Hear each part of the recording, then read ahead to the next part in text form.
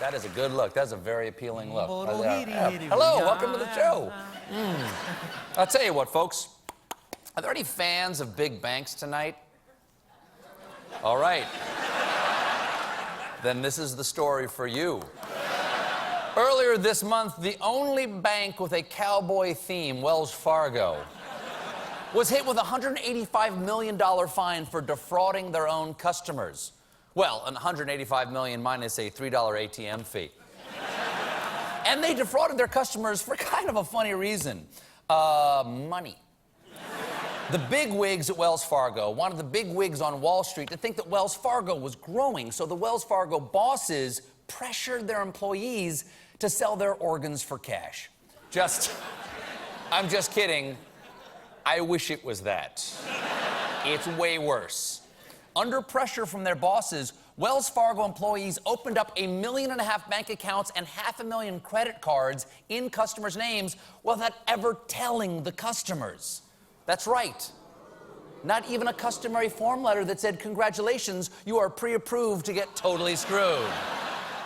And the man in charge was Wells Fargo's CEO and stock picture of a banker, John Stumpf.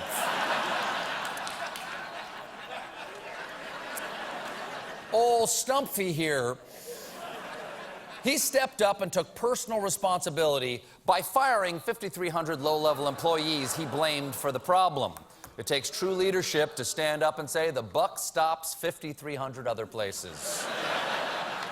This scheme ripped off customers about $2.4 million and ruined thousands of credit ratings, but it made Wells Fargo stock go up by $30 a share, meaning Stumpf personally earned about $200 million. I think I speak for a lot of people when I say, go Stumpf for yourself. So, Stumpf.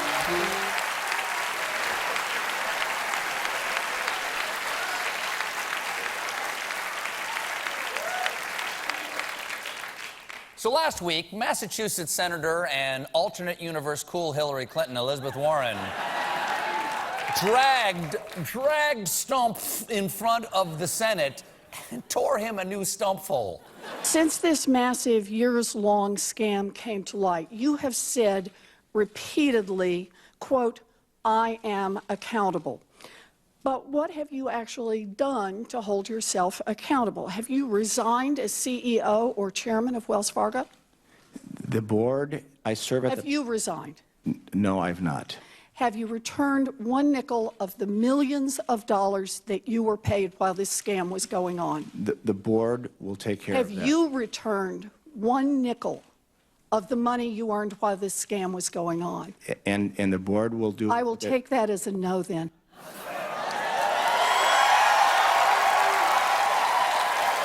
She will, yes. She will take that as a no and place the no in the bag where she put his balls. Right there.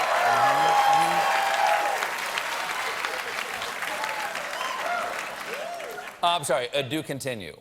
Other big banks average fewer than 3 accounts per customer, but you set the target at 8 accounts. Every customer of Wells should have 8 accounts with the bank. And that's not because you ran the numbers and found that the average customer needed 8 banking accounts. It is because, quote, 8 rhymes with great. 8 rhymes with great. I gotta say, that makes him sound like something that rhymes with a real grass bowl.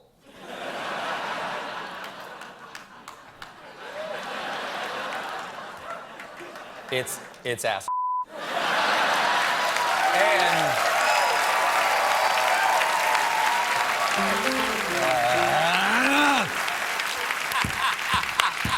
And she's right. In the Wells Fargo annual report, he not only said that 8 rhymed with great, he added that perhaps our news cheer should be, let's go again for 10.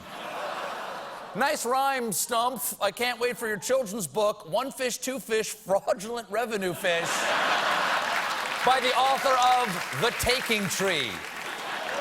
Now, this is the sort of story that could give multinational banks a bad name. So yesterday, Wells Fargo announced that Stumpf would not be paid a salary during the bank's investigation. They would be getting $41 million in stock back from Stumpf. Plus, Carrie Tolstead, the senior executive in charge of the retail division, had $19 million in compensation taken back from her and is out of the company, dramatically cutting short a career that would have lasted all the way until her scheduled retirement this year. Poor thing, just to make ends meet. She might have to take on some part-time fraud. But in case you're worried about either of these people, please do not fret. Tolstead could walk away from Wells Fargo with a total of $77 million and Stumpf with $200 million in cash.